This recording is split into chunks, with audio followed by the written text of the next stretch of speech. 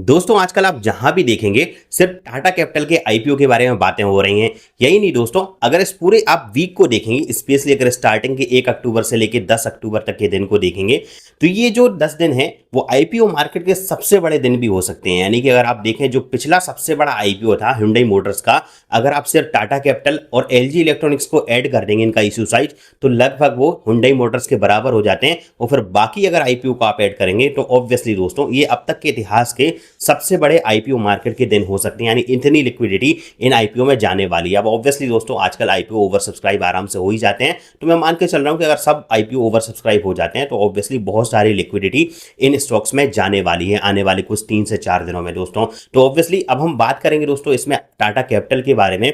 और अब ये क्यों डिमांड इतनी ज्यादा है, सिर्फ ऐसा नहीं कि रिटेलर्स की तरफ से डिमांड ज्यादा है कि सब लोग सिर्फ नॉर्मल चर्चा कर रहे हैं।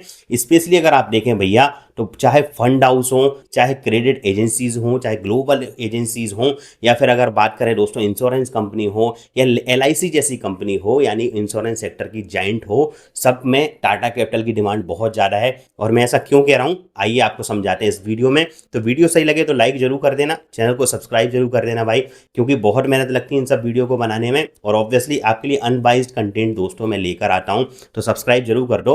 अब टाटा कैपिटल की दोस्तों कल एंकर बुक अनाउंसमेंट हुई। यानी एंकर बुक आप समझते हैं, एंकर बुक का मतलब होता है वो कंपनीज जो इसमें इन्वेस्ट करेंगे इस आईपीओ में, और कम से कम 50% शेयर वो अगले 1 महीने तक नहीं बेच सकते, और उसके बाद अगले जो नेक्स्ट 50% शेयर हैं वो 3 महीने तक यानी 90 दिन का लॉक इन दोस्तों हो सकता है। तो उनको एंकर इन्वेस्टर बोला जाता है।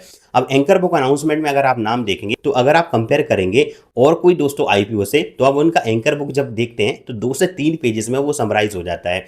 इस कंपनी में दोस्तों एंकर बुक में 135 कंपनियां ऐसी हैं, चाहे वो म्यूचुअल फंड हो, चाहे इंश्योरेंस कंपनी हो, या फिर क्रेडिट रेटिंग एजेंसीज जो हैं, या फिर ग्लोबल कंपनीज हैं, अगर रिसर्च कंपनी है, अगर उनको देखें तो दोस्तों 135 फंड्स ने दोस्तों इसमें इन्वेस्ट किया है इस एंकर बुक में। यानी कि आप समझ सकते हो कि डिमांड भाई सिर्फ ऐसा नहीं कि रिटेलर्स की तरफ से है या एचएनआई की तरफ से है, डिमांड पूरी ग्लोबल इंडस्ट्री की तरफ से है। क्योंकि आप जो भी स्टॉक मार्केट में इन्वेस्ट करना चाहते हैं या यहाँ पर फंड पार करना चाहते हैं, सबकी तरफ से इस आईपीओ में डिमांड देखी जा रही है। तो एंकर बुक ऑब्वियसली 4600 करोड़ से ज़्यादा की है, 15,500 करोड़ से ज़्यादा का आईपीओ है, 4600 करोड़ से ज़्यादा की एंकर बुक फुल्ली सब्सक्राइब हो गई है भाई।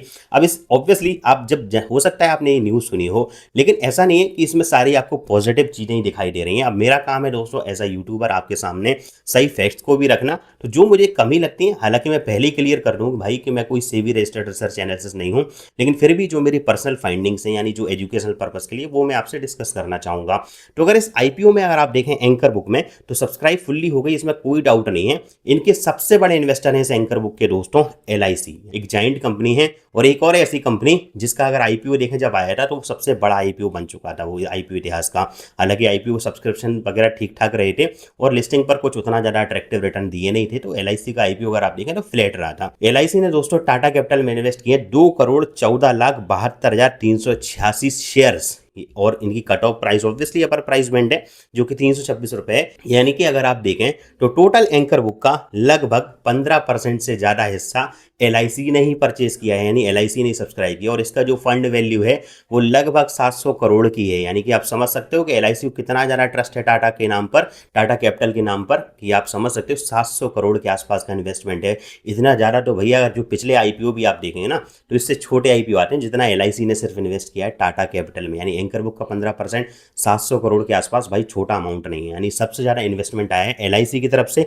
अब अगर उसके अलावा अगर बात देखें तो देखिए वैसे तो 135 कंपनियों के नाम पढ़ूंगा तो भाई शाम हो जाएगी, लेकिन अगर मैं ओवरऑल आपको एक चीज बताऊं कि इसमें ऐसी कोई सी भी सेक्टर नहीं है, यानी अगर आप देखें जो स्टॉक मार्केट में इन्वेस्ट करते हैं सब लोगों ने इसमें इन्वेस्ट किया है। चाहे म्यूचुअल फंड एजेंसी हो, एलआईसी का हम नाम ले ही चुके हैं, जनरल इंश्योरेंस की अगर बात करें तो उन कंपनियों ने भी, फिर ग्लोबल फंड एजेंसीज जो हैं, चाहे नोमुरा की बात कर लीजिए, गोल्डमैन सैक्स की बात कर लीजिए, बहुत सारी क्रेडिट रेटिंग एजेंसीज भी हैं जिन्होंने इसमें इन्वेस्ट किया है। तो ओवरऑल अगर आप देखेंगे तो एंकर बुक आपको बहुत स्ट्रॉन्ग लगेगी। अब इसमें देखिए आपको एक काम की चीज जो रहती है एंकर बुक में आपके पॉइंट ऑफ व्यू से, क्योंकि आप देखिए एज अ रिटेल इन्वेस्टर मैं बात कर रहा हूं, तो एज अ रिटेल इन्वेस्टर हम क्या सोचते हैं, हम यहाँ पर बहुत कम लोग होंगे जो 2-5 साल के बारे में सोच के आएंगे कि टाटा कैपिटल में तो चलो अप्लाई कर दिया, अब 2-5 साल में भूल जाऊंगा। तो ऐसे लोग बहुत कम हैं। जनरली लोग किस लिए आते हैं कि यार कुछ पैसा बन जाए, 5-10% अगर लिस्टिंग गेन हो जाए तो बहुत ही मजा आ जाए। जनरली जीएमपी को देख के लोग अप्लाई करने लगते हैं। जीएमपी दोस्तों याद रखिएगा कि पूरी तरीके से कोई वैलिड नहीं है जीएमपी। जीएमपी आप पास्ट में देखें, मैंने आपको स्ट्रेट फॉरवर्ड बहुत सारे आईपीओ में बोला जिनका जीएमपी 40-45% भी चल रहा था और वहाँ पर आपने देखा भी कि डिस्काउंट में लिस्टिंग हुई क्योंकि आईपीओ के फंडामेंटल्स ही अच्छे नहीं थे। तो जीएमपी वगैरह तो छोड़ ही दो, लेकिन एंकर बुक में एक चीज़ ऐसी होती है जो आपको देखना जरूरी होता है, जो कि है दोस्तों म्यूचुअल फंड। अब आप बोलें कि यार पूरी तो हो गई एंकर बुक सब्सक्राइब, अब उसमें देखने जैसा क्या है? अगर मान लीजिए कम होती तब देखना चाहिए ये चीज़ें, तो ऐसा नहीं है। अगर आप देखिए एंकर बुक में अगर आप देखेंगे तो आपको अलग अलग कंपनीज मिलेंगी। जैसे एलआईसी की हमने बात करी, तो एलआईसी का मेन काम क्या है? एलआईसी का मेन काम है भाई इंश्योरेंस सेक्टर का, उनकी मेन इनकम वहाँ से आती है। उनका काम ये नहीं है कि उन्होंने इन्वेस्ट कर दिया और यहाँ से पैसा जनरेट करे ज़्यादा से ज़्यादा, है ना। उनका मेन काम ये नहीं है। चाहे अगर दूसरी कंपनीज की बात करें जैसे कॉर्पोरेट फंड हाउस हैं, या फिर अगर बात कर लीजिए क्रेडिट रेटिंग एजेंसीज जो हैं, उनका काम क्रेडिट रेटिंग से पैसा उनका आता है, रिसर्च रिपोर्ट से उनका पैसा आता है। उन्होंने अपना इन्वेस्टमेंट कर दिया, वो एक चीज़ अलग है, उनको कंपनी अच्छी लग रही है उन्होंने इन्वेस्ट कर दिया। लेकिन म्यूचुअल फंड जो होते हैं उनका मेन काम ही है दोस्तों अपने इन्वेस्टर के लिए पैसे यानी रिटर्न जनरेट करना ज़्यादा से ज़्यादा। तो यानी म्यूचुअल फंड की जो रिसर्च होगी बाकी के कंपेयर में अगर आप देखेंगे तो वो सबसे ज़्यादा मैटर करती है। म्यूचुअल फंड इस टाइम पे क्या सोच रहे हैं, क्या ये स्टॉक सही है नहीं है, उनका इन्वेस्टमेंट पिक्स क्या है। तो अगर म्यूचुअल फंड की बात करें, और यही एक कारण भी है कि जब भी आप एंकर बुक को देखेंगे मेन बोर्ड आईपीओ की, तो उसमें अलग से बताया जाता है कि सारे पहले तो सारे फंड हाउस के नाम लिखे होंगे जिन जिन ने इन्वेस्ट किया है। उसके बाद अलग से नेक्स्ट पेज पे नेक्स्ट लिखा जाता है ये चीज़ कि भैया इतने टोटल एंकर बुक के लिए शेयर अलॉट किए गए थे, जिसमें से इतने शेयर्स म्यूचुअल फंड ने यानी डोमेस्टिक म्यूचुअल फंड ने कितनी स्कीम्स के थ्रू यहाँ पर सब्सक्राइब किए। उसका कारण ही ये होता है क्योंकि म्यूचुअल फंड्स पे भरोसा लोगों को होता है कि उनकी रिसर्च पे भरोसा होता है, इसलिए बताना जरूरी भी होता है। और यहाँ पर भी अगर आप देखेंगे टाटा कैपिटल की जो एंकर बुक लिस्ट है, आप वहाँ पर देख भी सकते हैं, गूगल पे भी डालेंगे आपको आराम से मिल जाएगी। तो यहाँ पर म्यूचुअल फंड ने इन्वेस्ट किया है, और म्यूचुअल फंड ने कितना इन्वेस्ट किया है जरा मैं वो भी आपको बता देता हूँ। तो अगर आप देखिए पेज पर देखेंगे भी तो यहाँ पर साफ लिखा है कि लगभग 35.55% जो टोटल अलोकेशन है एंकर बुक का, वो यानी कि 18 डोमेस्टिक म्यूचुअल फंड ऐसे हैं जिनने लगभग अपनी 59 स्कीम्स के लिए यहाँ पर एंकर बुक में टाटा कैपिटल के शेयर को सब्सक्राइब किया है। यानी अब 18 डोमेस्टिक म्यूचुअल फंड है, ये तो अच्छी बात है। लेकिन अगर आप देखेंगे ये जो 35-36% का जो नंबर है, ये थोड़ा सा दोस्तों मुझे वीक लगा। अब आप बोलें क्यों वीक लगा भाई? क्योंकि आईपीओ का साइज बहुत बड़ा है, तो ऑब्वियसली 35-36% बहुत ज़्यादा हो जाता है। आप बोलेंगे आपका पॉइंट बिल्कुल अपनी जगह सही हो सकता है, लेकिन आप एक चीज़ सोच के देखिए, क्या म्यूचुअल फंड के पास यानी म्यूचुअल फंड इंडस्ट्री के पास पैसे की कमी है? बिल्कुल नहीं भाई, ये इंडस्ट्री के पास बहुत पैसा है। यानी हर दिन एसआईपी लोग कर रहे हैं, बहुत पैसा है। वो चाहे तो अगर चाहते तो 100% भी anchor book mutual fund subscribe कर सकते हैं, इसमें कोई डाउट नहीं है भाई। लेकिन आप समझ सकते हैं कि 35-36% अगर सब्सक्रिप्शन आ रहा है तो बहुत सारे म्यूचुअल फंड इंटरेस्टेड नहीं भी हैं। अगर एएमसीज की बात करें तो इसमें 18 एएमसीज ने यहाँ पर पैसा डाला है, जिसमें अगर कुछ अगर नाम बताएं तो आईसीआईसीआई प्रूडेंशियल है, जैसे जिन्होंने सबसे ज़्यादा स्टेक लिया है। उन्होंने अपनी बैलेंस एडवांटेज फंड के लिए, डेट फंड के लिए और मल्टी एसेट फंड के लिए लगभग 1.26% हर एक के लिए यानी तीनों के लिए सब्सक्राइब किया। यानी सबसे ज़्यादा पैसा जो आया है आईसीआईसीआई प्रूडेंशियल म्यूचुअल फंड की तरफ से आया है। हर स्कीम के लिए लगभग उन्होंने 58 करोड़ के आसपास का 58 करोड़ 33 लाख के आसपास का सब्सक्रिप्शन किया है। तो 35-36% देखिए बहुत बुरा नंबर भी नहीं है, लेकिन बहुत अच्छा नंबर भी नहीं है। ये बात भी यहाँ पर ठीक, यहाँ ये बात भी आपको समझनी पड़ेगी, क्योंकि म्यूचुअल फंड चाहते तो और ज़्यादा हिस्सा वहाँ पर परचेज कर सकते थे। पास्ट में अगर आप देखें तो ऐसे आईपीओ आए हैं जहाँ पर म्यूचुअल फंड ने 65-70% भी अलॉटमेंट एंकर बुक में उनको मिला है।